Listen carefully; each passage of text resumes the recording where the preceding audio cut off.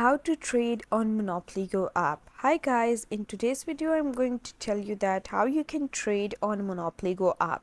So to trade on Monopoly Go app, you have to be on level 15 first, or you can see that I'm on level 0. So right now I cannot trade. To be on level 15, you have to play this game and achieve the levels and then just move to level 15. And then once you reach 15 level, you're going to unlock this album option, and you have to click this album option and you can just start trading by clicking the stickers and cards and stars. And you can just click them and trade it with your friends by sending them or trading or changing your cards with them.